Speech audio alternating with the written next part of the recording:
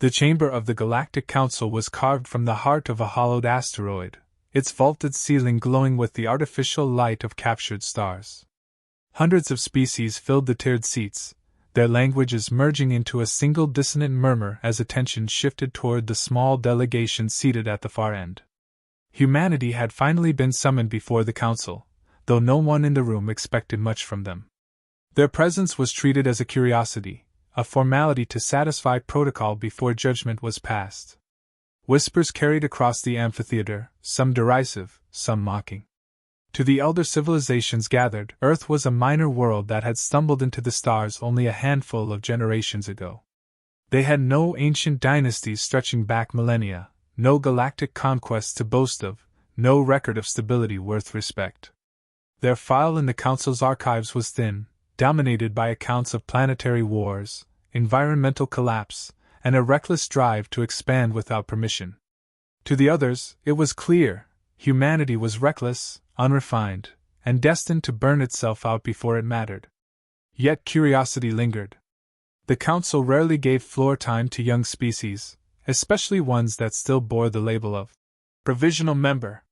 This gathering was not meant to negotiate but to chastise, to strip away illusions, and to remind Earth of its place. Representatives from empires that spanned hundreds of systems lined the central floor, their scaled, furred, or chitinous bodies gleaming under the light. Their voices struck like gavel blows as accusations were read aloud, claims of militarism, unchecked expansion, and violations of treaty zones. From the central podium, the charges echoed with rehearsed certainty. Earth's fleets had been sighted too close to restricted borders. Their colonies had spread onto disputed resource worlds. Their military expenditures rose faster than any other recorded civilization. These facts were laid out with a rhythm designed to humiliate, to corner, to force submission. Laughter accompanied the reading, sharp and unrestrained, rippling through the tiers like thunder. All the while, the human delegation remained still. There were no dramatic gestures, no rebuttals offered as each accusation piled higher. They sat with hands folded, posture unbroken, their silence interpreted as discomfort by the others. Some chuckled more boldly, taking restraint for weakness. To most in attendance, Earth's calmness confirmed everything they believed. The humans had no real defense, no counterargument, no capacity to answer the weight of civilizations that had ruled long before humankind had lit its first fire. The lead chancellor leaned forward, his voice amplified across the hall, dripping with contempt. He spoke of the danger posed by a young race armed with primitive aggression, and how the Council could not allow such instability within the collective order. He demanded disclosure of Earth's full military strength, declaring that secrecy was proof of intent to deceive. He accused humanity of hiding weapons far beyond what they admitted, a clear violation of charter law. The chamber filled with approving murmurs. When the accusation hung in the air, silence followed, heavy and expectant. This was the moment the Council anticipated. Earth's representatives would deny, plead, or falter. Instead, one figure finally stirred. No visible expression could be read, no flourish marked the moment. The voice that carried through the chamber was steady, measured, and stripped of ornament. There was no attempt to charm, no attempt to argue. "You truly have no idea, do you?" The words struck with more weight than the accusations that preceded them. They were not shouted, not sharpened into defiance, but delivered with the calm certainty of someone who did not need to prove a point. The chamber shifted, confusion rippling through rows of seasoned diplomats and generals who had expected excuses or apologies. Instead, they were met with something else entirely, an undercurrent of confidence that felt wholly out of place in the mouth of a supposed upstart race. The laughter faltered. For the first time, unease crept into the hall. It was not the words alone, but the tone behind them, an edge of certainty that suggested Earth was not cowering under scrutiny but patiently waiting. The Council had treated the summons as theater, yet in that instant, the theater cracked. Humanity had not come to defend itself. Humanity had come to reveal something the Council was unprepared to face. The silence that followed was heavy, broken only by the restless stir of claws, wings, and limbs shifting against polished seats. A few delegates scoffed to reclaim composure, insisting humanity's defiance was only bravado, but the words had already settled like a weight none could shake. For ages, the Council had judged power by the scale of fleets, the longevity of dynasties, and the monuments of ordered civilizations. They measured worth in the smoothness of progress, not the jagged scars of survival. To them, violence was primitive, a stage to be abandoned once technology surpassed hunger, once abundance made conquest obsolete. They had forgotten what it meant to bleed for existence. The human delegation did not argue against the charges of aggression. They did not claim innocence, nor did they deny their history. Instead, what followed was a revelation that twisted the framework through which the Council saw the universe. A projection unfolded not of triumphs, but of centuries soaked in fire and ash. The Council had expected excuses. Instead, they were handed a ledger written in blood. The images displayed storms of iron and fire, endless lines of armored machines grinding across mud-choked battlefields, skies blackened by fleets of bombers, oceans filled with steel leviathans hurling thunder across the horizon. Empires among the stars gasped as the scale of destruction became clear. These wars were not fought for resources spanning systems, but over mere borders on a single world. The cost of survival was measured in generations lost, cities erased, continents scarred. To the elder races, war had always been an external affair, fought between nations until peace consolidated empires. Humanity's wars were different, internal, intimate, fratricidal. No species among them had turned its ingenuity inward with such relentlessness. From sticks and stones to engines of annihilation, humanity's story was a chain of conflict, each link forged stronger than the last. Where others evolved by cooperation, humans had been tempered by rivalry. Every advance came paired with a weapon deadlier than the last, every leap in science shadowed by instruments designed to kill more efficiently. The chamber darkened as mushroom clouds bloomed across fragile maps, an entire era compressed into images that burned themselves into the minds of alien onlookers. The scale was beyond comprehension. Civilizations capable of interstellar travel staggered at the sight of a species willing to scorch its own skies and poison its own soil in battles measured not by survival alone, but by ideology, pride, and ambition. Yet the narration did not glorify this history.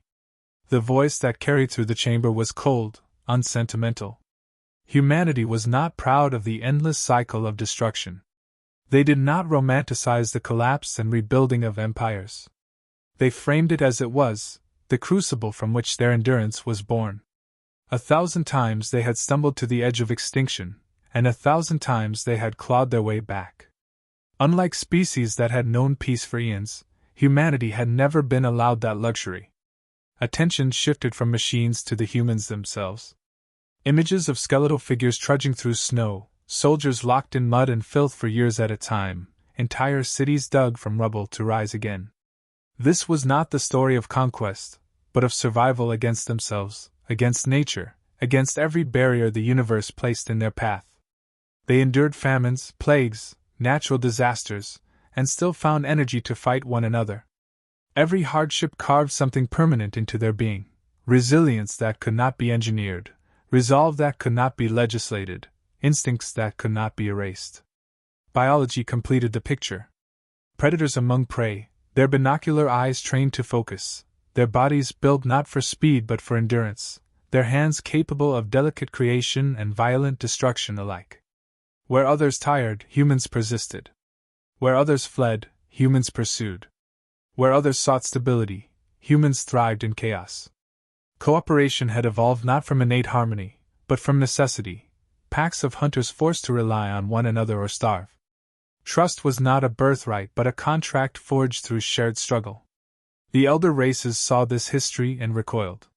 For them, survival had come through unity, through stability, through the elimination of conflict before it threatened to consume. For humanity, survival had come by mastering conflict, by learning to navigate it, by turning it into a catalyst for growth.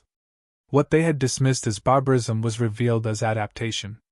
What they had ridiculed as savagery was in fact the foundation of progress. When the final images faded, there was no applause, no jeering. The chamber was left in a silence deeper than before. Every delegate understood what had been shown was not a threat, not a boast, but a context they had never considered. Humanity had not risen to the stars despite their violent history.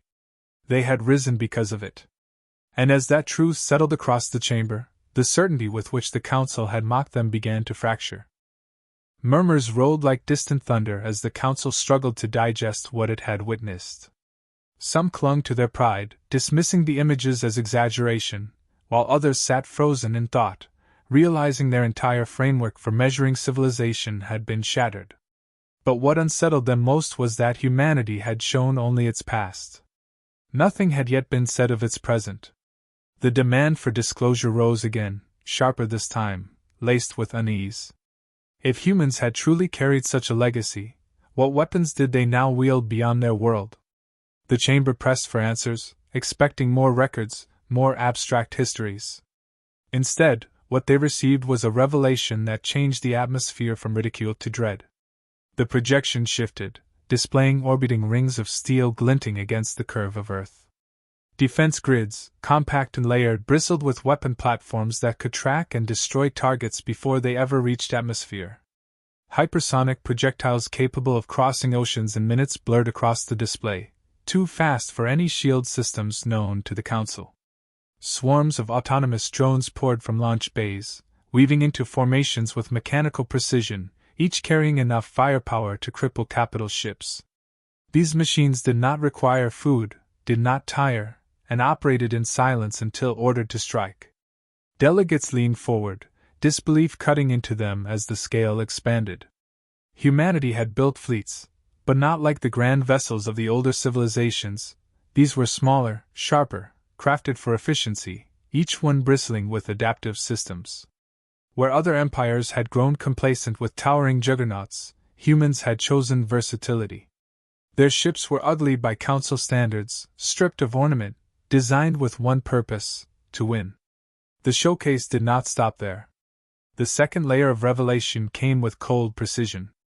Earth's nuclear arsenal, long suspected but never fully accounted for, was displayed not as a weapon of conquest but as the baseline of deterrence. For most civilizations, such destructive force would have been the pinnacle. For humanity, it was merely the foundation. Behind it stood strategies far beyond conventional war, asteroids nudged from distant belts, their trajectories calculated to strike with extinction-level force, stealth vessels cloaked in electromagnetic silence, capable of passing unseen until the moment of impact, orbital railguns designed to hurl tungsten rods at velocities that turned them into artificial meteors. Weapons impossible to intercept once launched. The council chamber grew restless. For the first time, whispers held no laughter. They carried unease, disbelief, and above all, fear. Civilizations that had prided themselves on shields and energy cannons now confronted the brutality of kinetic force, simple in design yet unstoppable in execution. The humans had not wasted resources on elegance. They had chosen inevitability. The final revelation was delivered without flourish, yet it carried the weight of finality. Humanity revealed its doomsday deterrent, not a superweapon of myth, but a truth rooted in engineering. With enough time and precision, they could crack a planet. By harnessing redirected asteroids and propelling them with calculated force, they possessed the ability to shatter worlds. This was not a threat flung into the chamber, but a statement of fact, explained in the same measured tone as one might describe the orbit of a moon. The silence that followed was absolute. The assembled civilizations, many of which commanded fleets across hundreds of systems, had never considered such a possibility. To wield the capacity to end all life on a planet without exotic energy, without mythical devices, but through raw physics alone, was a form of power that undercut every assumption of safety they had ever believed in. One delegate broke the silence with a whisper, barely audible, but it carried across the chamber like a blade drawn in stillness. They remarked that humans had never been preparing for war against the Council, or any empire. They had been preparing for the universe itself, asteroid impacts, extinction events, disasters that cared nothing for politics or treaties. Their weapons were not the tools of expansionists. They were the insurance of a species that refused to die. The chamber did not erupt this time. There was no laughter left to give, only silence, heavy and oppressive, as the reality of what stood before them began to take hold. Humanity had unveiled its truth, and it was not a boast. It was a reminder that while others had sought comfort and stability, Earth had prepared for survival at any cost. And that cost was something none present were certain they were willing to pay. The council chamber did not recover quickly.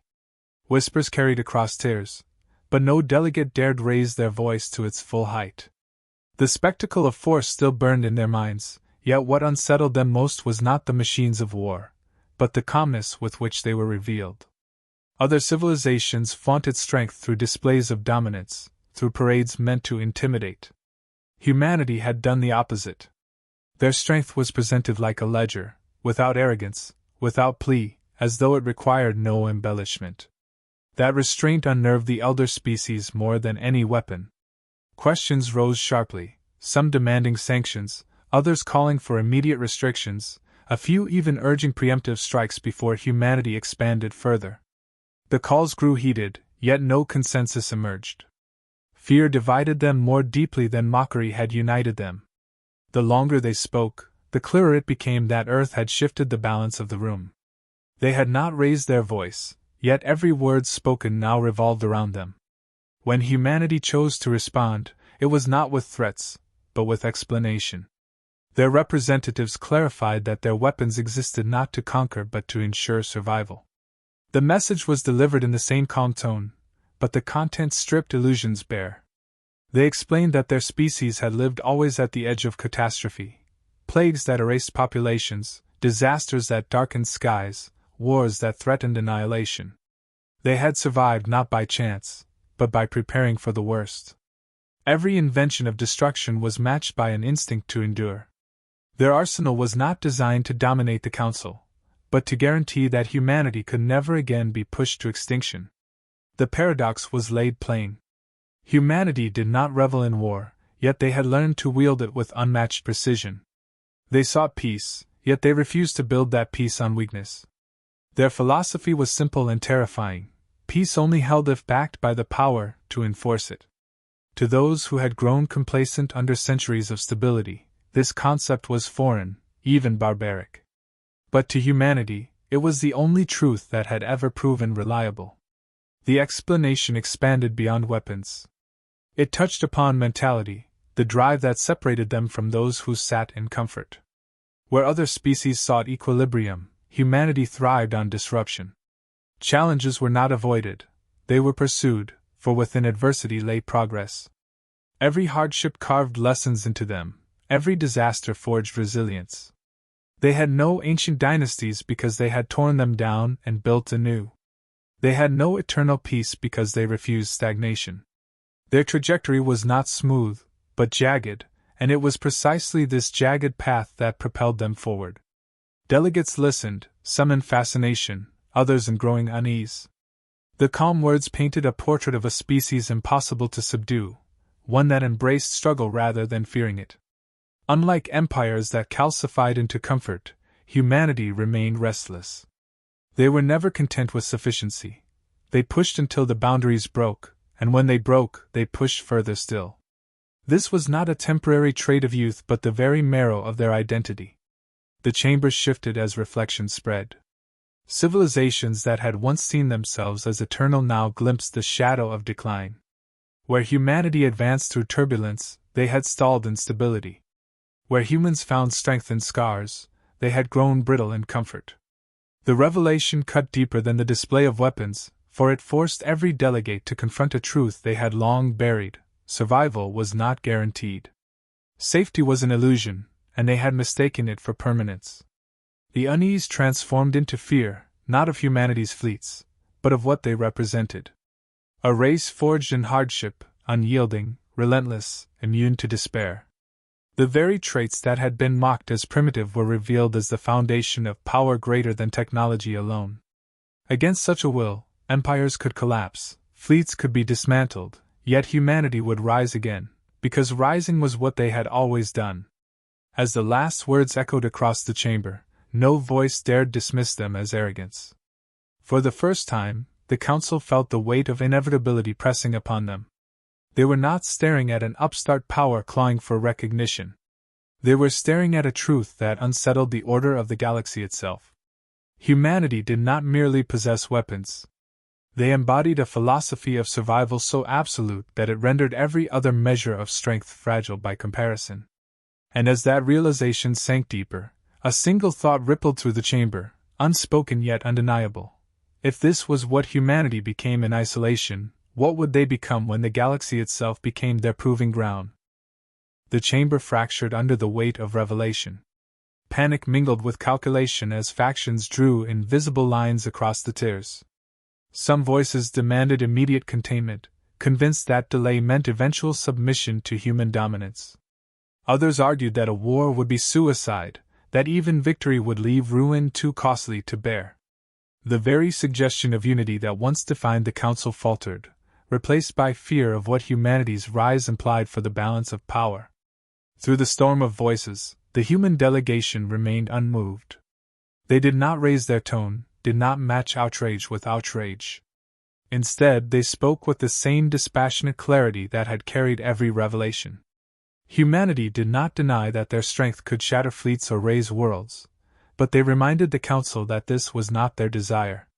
They sought stability, exploration, trade, and growth, but they would never again approach these goals with hands bound by weakness. If challenged, they would defend themselves with absolute certainty, not as aggressors but as survivors. The message was chilling in its simplicity. They did not need to conquer, because survival itself had already armed them with inevitability. A ripple of unease spread, for the delegates could not mistake the certainty in those words.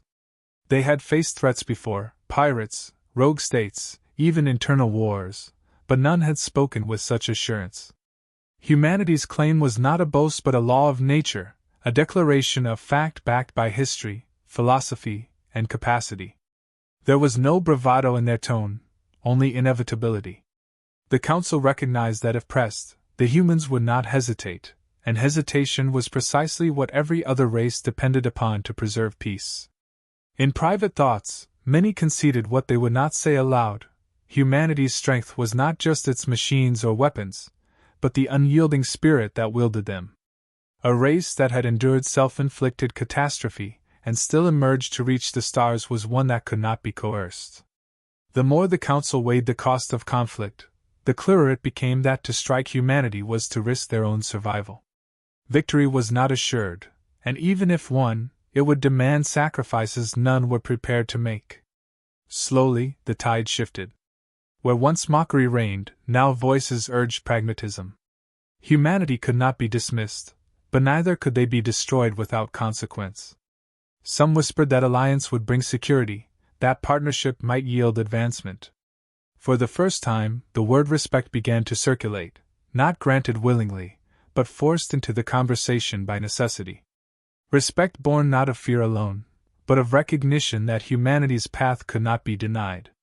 The human delegation listened, offering no gloating, no triumph. Their final words were delivered with the same composure that had carried them through accusation and revelation alike. They stated plainly that Earth did not ask for submission, nor did they seek dominance. They demanded only acknowledgement, a place as equals within the Council, recognized not as children clinging to survival, but as a people who had earned their place through the most unforgiving trials existence could offer. They were prepared for peace, but they were equally prepared for war, and they made clear which outcome would be wiser. The chamber did not erupt this time. The energy drained from defiance, replaced by weary acceptance. The Council had been forced to confront a truth that could not be undone. Humanity had stepped onto the galactic stage not as a supplicant, not as a curiosity, but as a power that demanded recognition. They had overturned the hierarchy not through conquest, but through revelation. The galaxy could no longer pretend Earth was fragile, and in that moment, the order that had endured for centuries shifted forever. When the gathering adjourned, no species dared speak lightly of humanity again. The memory of their calm declaration lingered, echoing louder than fleets or weapons ever could. The Council, built upon centuries of assumptions, had been reminded that survival was not inherited, not gifted, not guaranteed. It was earned, and no race had earned it more fiercely than the one that now stood among them.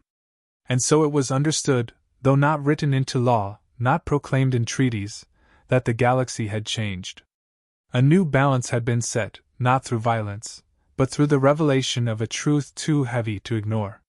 Humanity would no longer be overlooked, no longer be dismissed, no longer be ridiculed as primitive. They had claimed their place by the only measure that mattered: endurance. Unspoken, yet etched into every mind, was a final truth. The galaxy had thought Earth a child fumbling with fire. Now it understood that the flame was only the beginning. Humanity was not a spark to be smothered. Humanity was the storm that follows, and storms cannot be ignored.